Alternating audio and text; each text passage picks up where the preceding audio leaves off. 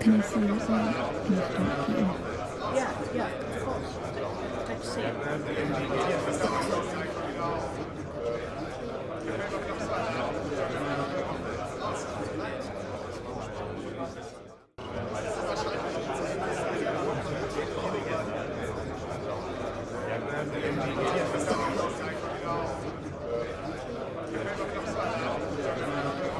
Okay, everybody, settle down, pick a seat and get comfy. You're going to be here for a while. Now, I know you've all had a long day and I'm sure you'll be wanting to get off home soon, so let's see if we can wrap this up quickly. Alright then, bioweapons. They've been around for long enough and thankfully we've seen the last of them. But considering the amount of unsolved and unexplainable murders and accidental deaths recently, we thought it was time for a refresher. Sharing a symbiotic relationship with the technology and organisms that they inhabit, these creatures use their connection to a hive mind to improve upon the capabilities of their host. Ultimately, every bioweapon is different, but there are some features that are common between them. This is what we're going to be looking at today. Next slide, please. Thank you. Purpose. Now, first thing we need to look at with these things is what purpose they actually serve. Why do they exist? How do they eat? And so on. First of all, bioweapons are a creation of their hive mind, designed for one purpose only: gathering resources and claiming territory. Resources can be anything, I might add, from technological hosts to biomass to feed their birthing chambers with, and so on. And the territory bit, well, I'm sure that doesn't need any explanation. Simply put, bioweapons in their natural state do not have any independent thought. The only autonomy they seem to have is their fine motor skills, such as walking, seeking cover, and the precise manner in which they attack. It's only when a bioweapon is within close proximity to either a node or the hive mind itself does the creature actually become fully possessed by the hive mind. But we'll go into that a bit later, so don't worry about that. Okay, so before we get on to some specific types of bioweapons though, I'm just going to talk you through some examples of common biology between these things. So, for our first example, we'll use a tank. In this case, here is a Tiger 1 that has become host to a bioweapon. As you can see from this cutaway, the creature sits inside the existing hull, musculature around the controls, allowing it to use the vehicle without much adaptation to the existing design. Although this can slow down the bioweapons, it makes them much more efficient in repurposing a vehicle without the need for engineers. And the next bit that seems to be common between bioweapons is the heart. Of course, all that muscle needs some way of getting blood to it, and it looks as if bioweapons really do have a heart too. Anyway. When studying deceased bioweapons, we have discovered that if the host has either an existing heart or an engine, this will be repurposed for pumping the highly concentrated bioweapon blood around the whole creature. Just like with any other armoured vehicle, it's always a good idea to aim for the engine if you want to cripple it, as most of the time this has become the literal beating heart of the beast. Now, back to the bioweapon here, we can see that the drive wheels have been coated in musculature, with the engine being used to power the muscles of the creature. It is up to said muscles to operate every part of the tank, including the tracks. When Allied troops attempted to disable bioweapon tanks by destroying their tracks, they found this to be ineffective. Upon destruction of a key component, bioweapons will attempt to compensate by growing a replacement. Wish we could do that. Destroying the turret, and it will grow tendrils and to grab soldiers with. Take out its tracks, it will grow legs instead. I'm sure you get the idea. Now let's take a look at another example, shall we? The biosoldier and the spider flak, as they're referred to, are slightly different in makeup, but still share some common features.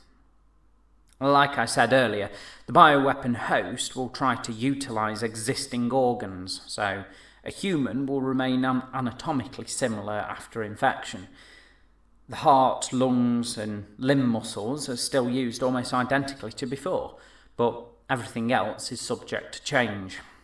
No one biosoldier is the same. The good news is, biosoldiers are as thick as two short planks. So, if these should somehow come back, they're not priority targets. Alright then, spider flaks. Now, I'm sure you've all done your homework and read Brigadier Rowe's memoirs, and therefore you must all be experts on these particular bioweapons by now. For those of you that have forgotten or not done your reading, however, let's go through them again. Spider flaks are a rare example.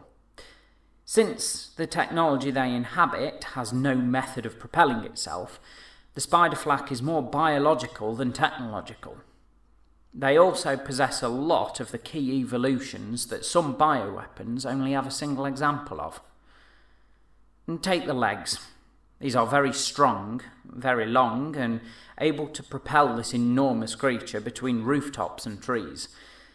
They also have these hairs, as you can see here. These are the spider flak's main method of sensing its surroundings. Now, I know, yeah, I can see you back there with your hand up.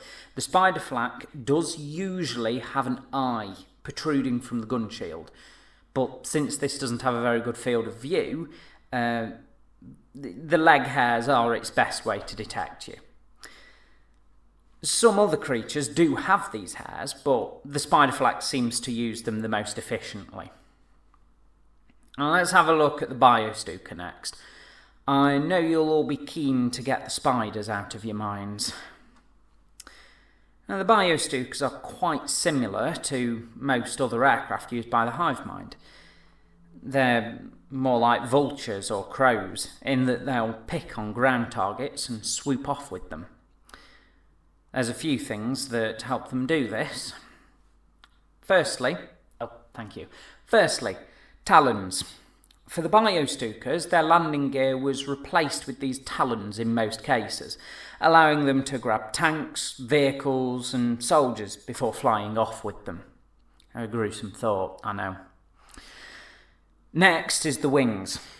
Usually the engines are used as hearts, as we saw earlier, so the bioweapon relies on flapping its wings in order to fly.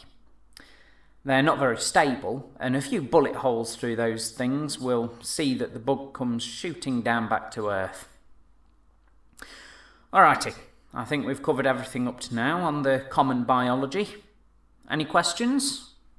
Anybody? Oh, yep, you at the back there. No. Carl is not a bioweapon, nor are any of the other mutants. We will get onto that in a minute. No, it's okay. It's alright, we always get asked that one. Okay, uncommon biology. So, the next topic is the weirder bioweapons. These ones don't necessarily have a host form, or even require one. Can you guess which ones we're going to be using as examples? Anybody? No, okay, nope, that's alright, that's okay. The three examples we tend to use for this presentation are the birthing chambers, the hive mind nodes, and, of course, the hive mind itself. Now, the birthing chambers are colossal, living wombs that tend to spend their existence underground or inhabiting structures that offer protection, and as their name suggests, their sole function is to create more bioweapons. We're still not entirely sure how these creatures actually work. They produce blood and are able to pump this and nutrients for the grown bioweapons around their body, but so far we haven't been able to find any organs on the surviving carcasses. Okay, well, the good news is, though, they're easy to kill if you can get close enough. Flamethrowers, demolition charges, even enough rifle fire will bring one of these things down. You may be wondering how you can do that if the birthing chamber is underground. Well, I'll refer you back to William's memoirs for that one. For those of you that haven't read those yet, the subterranean birthing chambers tend to have organic vents that lead up to the surface. This is also where the infamous snake mines tend to come from, so dropping a few grenades down them or sticking the end of your flamethrower in one is the best way usually. Alright then, hive mind nodes. These look like giant fleshy towers and don't tend to have any offensive capabilities, despite being offensive to the eyes. They can defend themselves with tendrils, but that seems to be about it, really. The makeup of these creatures is known thanks to the efforts of one Carl Bell, who I'm sure doesn't need any introduction. During his incursion into the Ardennes in 1947, Carl managed to split open one of these nodes, allowing us to get a good look at its innards. I don't envy the team who had to sift through that lot. Anyway, the tops of these towers are armoured to withstand almost any bomb, so you can your only chance, really, is to hit them from the ground or by flying very low. So high altitude bombing's not really an option on these ones. It's in the tip there as well that the synaptic node is located, which allows the hive mind to extend its reach from Egypt, where we eventually discovered it, all the way over to the battlefields in Europe. Lower down are the sockets and muscles for the tendrils, membrane that attaches to the feeler hairs along its body, and of course the heart in the centre, as you can see here. And yes, I'm well aware what it looks like before you say it. Regardless, the best chance to kill this thing is volume of fire. Our troops simply threw everything they had at it, and, well, bear that in mind, that they're a priority target, so feel free to draw in any assets you need to deal with that. Of course, you won't need to do that because they don't exist anymore, but you get the idea. Okay, moving swiftly on then. Last but not least, we have the hive mind itself. Now, killing it requires an entire army just to get close, and then you need to rely on your mutants to actually kill it. And let's hope that never comes back, eh? Anyway, the hive mind is essentially a gigantic brain. Almost 99% of its mass is actually brain tissue. You'd think that this would make it very smart, but it looks as if something damaged its ability to fully function centuries before we got to it. So I suppose we can be thankful for that. Anyway, the hive mind is able to play tricks on you with a limited psychic attack. If you're getting close, it will use everything in its power to stop you even coming near. Again, if another one ever appears, just leave it to the mutants. I cannot stress this enough. Normal humans, they're not going to be able to deal with this one. Okay, just leave the mutants to it. As a last resort, the hive mind can use its tendrils to strike out and kill any attackers. I think we still have a sample here in the archives. Go and have a look, actually, whilst you've still got your JNIG day passes, is all I can say. It's a great exhibition down there. It's mostly for research, but they're pretty nice down there. They'll let you have a good look at it, you know. Okay, so that just about wraps up everything for today. There's quite a few more variations of bioweapon, but this was just to give you a snapshot of what's been discovered and what they were like. Is there any questions? Okay, good one. Yeah. We still don't really know how the mutants became mutants, but research is ongoing into that one. I wouldn't ask them too much about it, however, if you see them. Their identities are still classified and we wouldn't want any leaks. So, yeah, just don't ask too much about them, what have you. It just causes problems.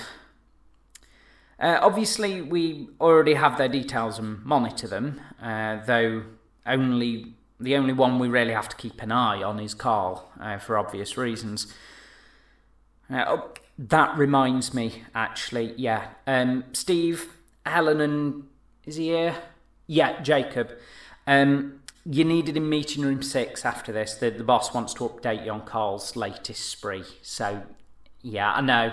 Yeah, if you just pop over after this. We're wrapping up now anyway. Okay, that's about all we've got for today. Really, we're kind of running short on time. So, Olivia, don't forget you wanted to stay behind and ask me something. And if anybody else has any further questions, you're welcome to stay behind too. Thank you very much. Thank you. Yeah, it's just over there. Yeah, have a good one.